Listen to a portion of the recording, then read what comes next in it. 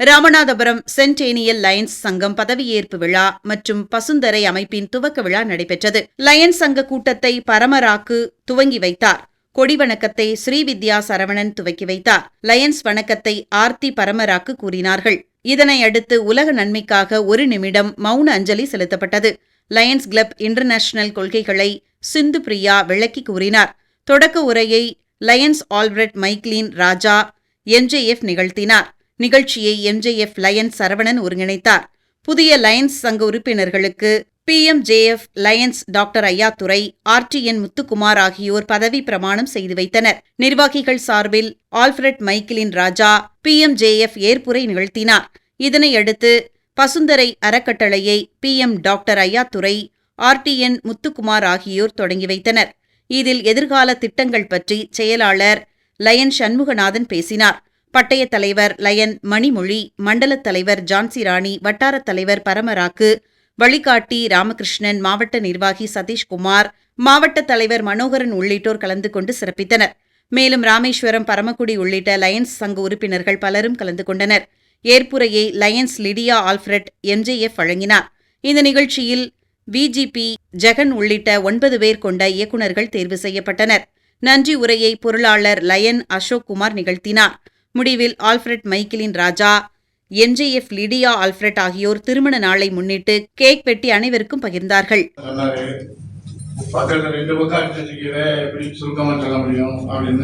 புஸ்தகத்தை பார்க்காமலே அவர் 2 பக்கம் பேசிக்கிறார். எவ்வளவு அடிச்சாலும் தாங்குமா எங்க அண்ணன் அப்படின்னு சொல்லியிருக்காரு. உண்மையிலேயே அவரும் இப்ப நிறைய கதையெல்லாம் பேச ஆரம்பிச்சாரு. உண்மையிலேயே ஆதியில் பிறந்த மொழி, தென் பொதிகையில் தவழ்ந்த மொழி, கம்பன் கவி வடித்த மொழி, எம் பாரதி கற்பித்த மொழி, வீரம் உணர்ந்தும் என் தாய்மொழி, தமிழ் மொழிக்கு முதல் வணக்கம். 3-4 மாவட்டத்தில் ராமநாதபுரம் மாவட்டம் மிகவும் சிறப்பு வாய்ந்த மாவட்டம். அப்படி என்ன சிறப்பு? செய்த பாவதோஷங்களை போக்கும் ராமநாத சுவாமி அருள்பாலிக்கும் மாவட்டம் இந்த மாவட்டம். அக்னி ஏவுகணை விண்வெளி நாயகன் டாக்டர் ஏபிஜே அப்துல் கலாம் பிறந்த மாவட்டம். தேசியமும் தெய்வீகமும் தனது 2 கண்கள் என்று உயரிய நோக்கத்திற்காக வாழ்ந்த பசும்பொன் முத்துராமலிங்கத்தேவர் பிறந்த மாவட்டம் இந்த மாவட்டம். இதைவிட சிறப்பு இந்த மாவட்டத்திற்கு உண்டு என்றால், இந்த மாவட்டத்தில் நமது இயக்கத்தை தோற்றுவித்தவர் பவுண்டர் மெல்வின் ஜோன்ஸ் அவர்கள் பெயரால் எனது ஆட்சி காலத்தில் மெல்வின் மண்டல மாநாடு என்ற பெயர் சுற்றி வெற்றி மண்டல மாநாடாக மாற்றி காட்டிய என் அன்பு தம்பி பிஎம்ஜேஎஃப் லயன் ஆல்பர்ட் மைக்கேலின் ராஜா அவர்களுக்கு பிறந்த மாவட்டம் இந்த மாவட்டம். இத்தனை சிறப்பு வாய்ந்த மாவட்டத்தில் வானம் வானவில்லுக்கு வளைகாப்பு நடத்தும் வசந்தகால விழாவை போல ராமநாதபுரம் 100ஆண்டு லயன் சங்கம் நடத்தும் போஸ்ட்ல பார்த்தா 2 விழா தான் போட்டிருக்கு. அதாவது பசுந்துறை அறக்கட்டளை துவக்க விழா 26-27ஆம் ஆண்டினுடைய புதிய பொறுப்பாளர். போட்டியும் பொறாமையும் பொய் சிரிப்பும் நிறைந்த இந்த இயக்கத்தில் நேர்மையான கருத்துக்களோடு என்றும் நெஞ்சு நிமித்து மிக சரியான பாதையில் இந்த சங்கத்தை வழிநடத்தியவர். தொட்டதெல்லாம் திலங்கும், கண் பட்டதெல்லாம் கவிநயம் பெறும், பெற்ற பதவிகளெல்லாம் உலக சாதனை படைக்க இருக்கும் நமது மாவட்டத்தின் வருங்காலமே, மண்ணின் மைந்தரே. வருங்காலமே உங்களுக்கு புரியுது நினைக்கிறேன். முத்துக்குமார், அன்பு தம்பியே, பிஎம்ஜே லயன் ஆல்பர்ட் மைக்கேலின் ராஜாவே, உங்களை வாழ்த்துவதில் மட்டற்ற மகிழ்ச்சி அடைகின்றேன். அடுத்து இந்த நிகழ்வின் சிறப்பு விருந்தினராக கலந்து கொண்டு சேவை திட்டங்களை தொடங்கி வைத்து வாழ்த்துறை வழங்கியிருக்கும் பன்னாட்டு சுதற்கழகத்தின் மூத்த தலைவரும் சிவசக்தி டிரான்ஸ்பர் நிறுவனத்தின் மேனேஜிங் டைரக்டரும் எல்ஹோம் இன்டீரியர்ஸ் பிரைவேட் லிமிடெடின் இயக்குநருமான எனது அன்பு சகோதரர், எல்லாருக்கும் அவர் மச்சான், எனக்கு மட்டும் சகோதரர். ஏன்னு கேட்டீங்கன்னா அவருக்கு பங்காளி வேணும் இல்லை, சண்டை போடுறது. எல்லாரும் அன்பா இருந்தா எப்படி அளவில் முதலிடம் வரப்போகிறோம் என்பது இந்த நேரத்தில் தெரியப்படுகிறது. ஏன்னு கேட்டீங்கன்னா இன்னைக்கு மாவட்டத்தில் 562 உறுப்பினரை நமது மாவட்ட ஆளுநர் ஜூலை 1ஆம் தேதி பதவியேற்றதிலிருந்து இன்று வரை, இன்னைக்கு ஆகஸ்ட் 21, கிட்டத்தட்ட 51 நாள்ல 562 உறுப்பினர்களை சேர்த்து இன்னைக்கு 552 உறுப்பினர்கள் நிகர லாபமாக இருக்கிறார்கள். கிட்டத்தட்ட 8 புதிய சங்கங்கள் தோன்றி இருக்கிற நம்ம மாவட்டத்தில். உண்மையிலேயே மாவட்ட ஆளுநர் சிறப்பாக செயல்பட்டுக் கொண்டிருக்கிறார். உண்மையிலேயே அவருக்கு இந்த நேரத்தினுடைய வாழ்த்துக்களை தெரிவித்துக் கொள்கிறேன். அதே மாதிரி நம்ம இயக்கத்தில் ஏன் இந்த லைட்ஸ் இயக்கத்தை பற்றி அங்கங்க சொல்றாங்கன்னா, நமது இயக்கத்தில் டிரான்ஸ்பரண்டா கணக்கு வழக்குகள்லாம் ரொம்ப சரியான இதில் வச்சிருக்காங்க.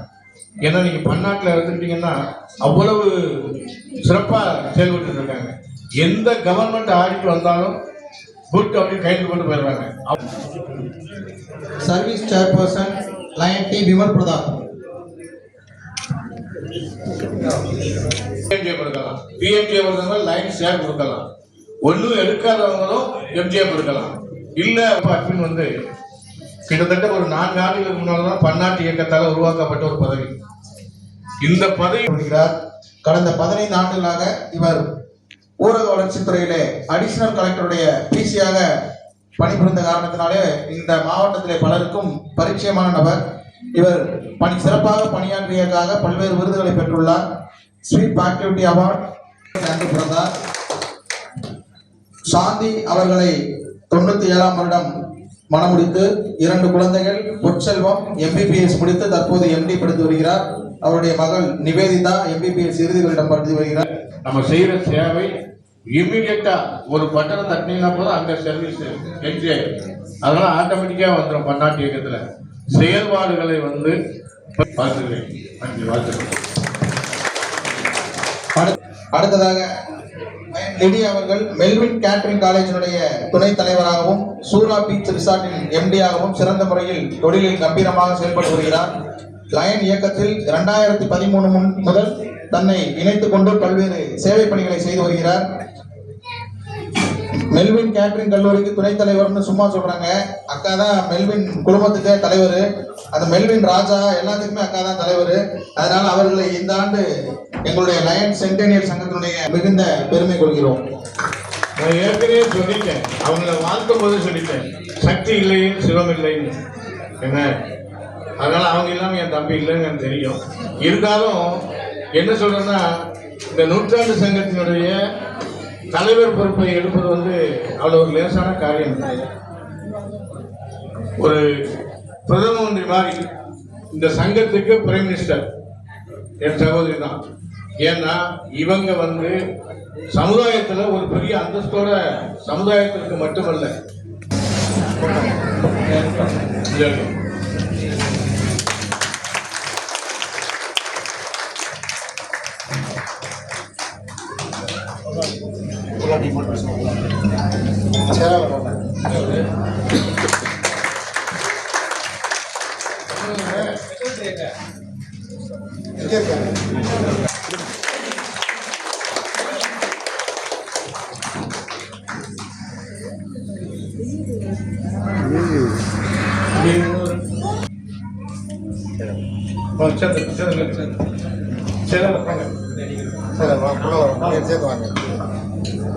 சார் நீங்க நடுவில் வாங்க, முன்னாடி முன்னாடி இங்க வாங்க, இருங்க இங்க பாருங்க எல்லாரும்.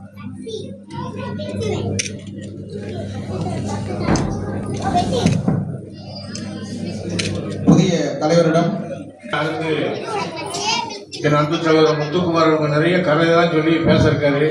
அவர்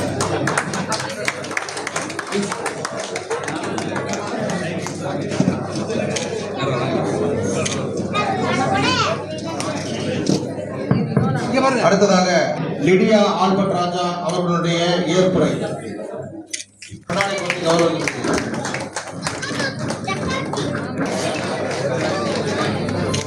அண்ணன் அவர்களுக்கு எங்களது சங்கத்தின் சார்பாக வாழ்த்துக்களையும் நன்றிகளையும் தெரிவித்துக் கொள்கின்றேன்.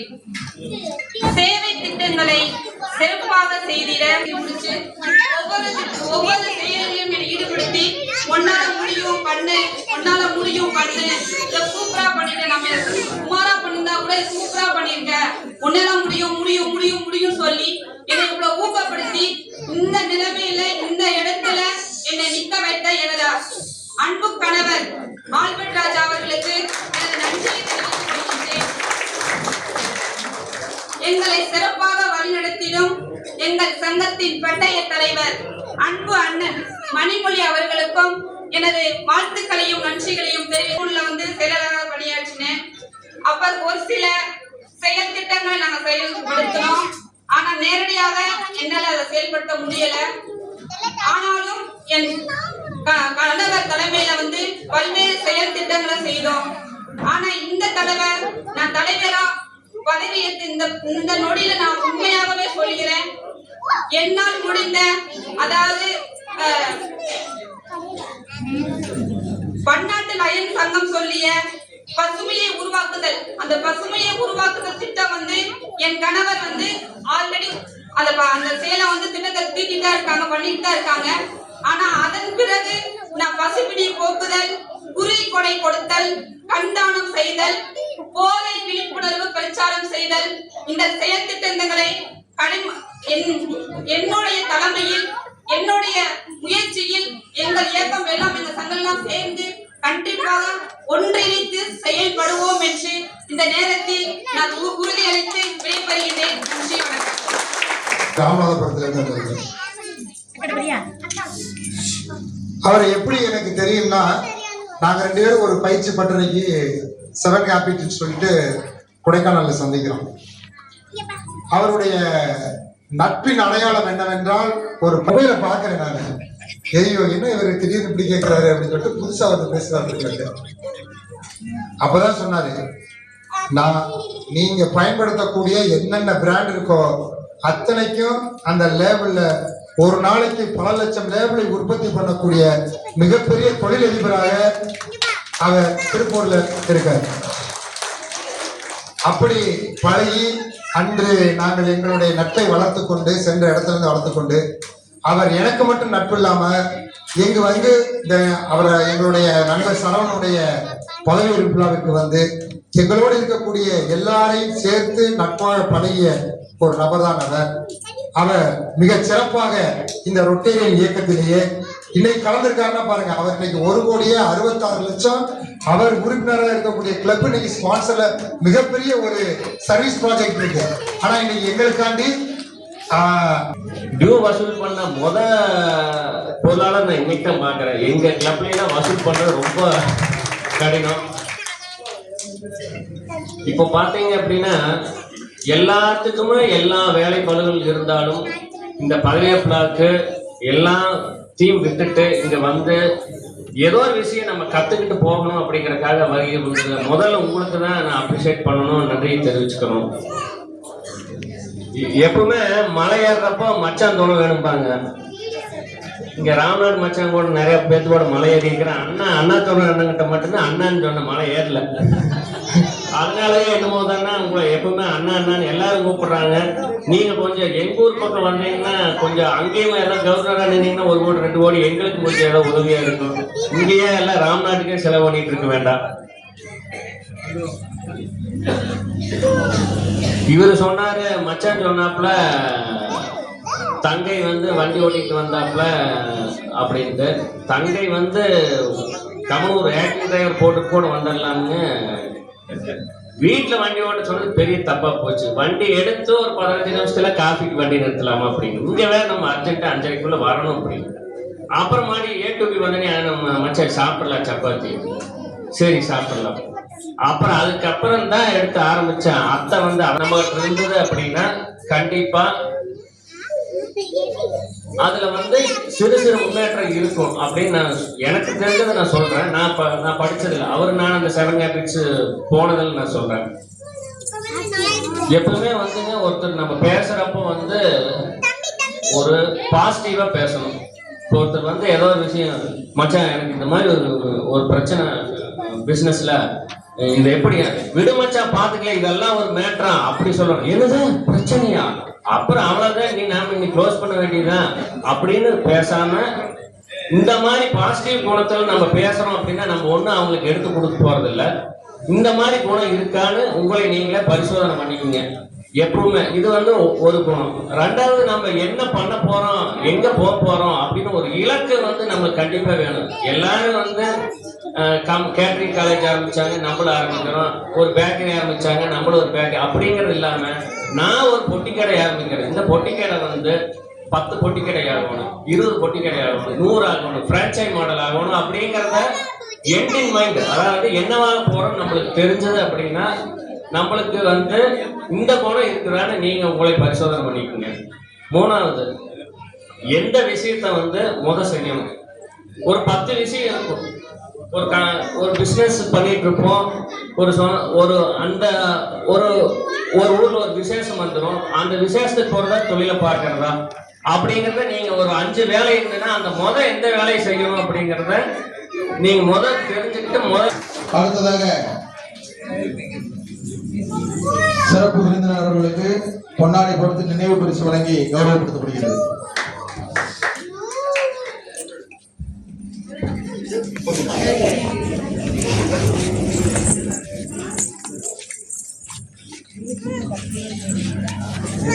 துவக்கி வைக்கும்படி அன்போடு கேட்டுக்கொள்கிறோம்.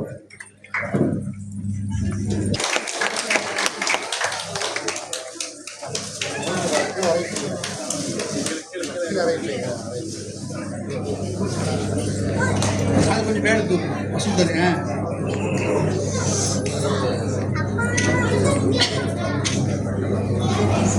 செயலாளர்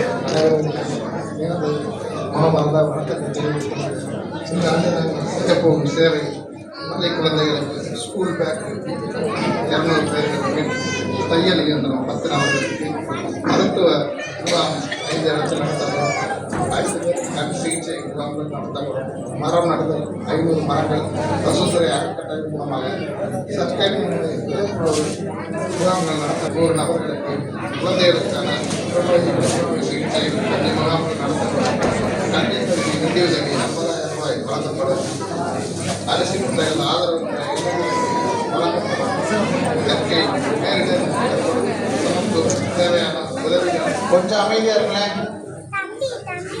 வழங்கப்படும். அனைவருக்கும் வணக்கம்.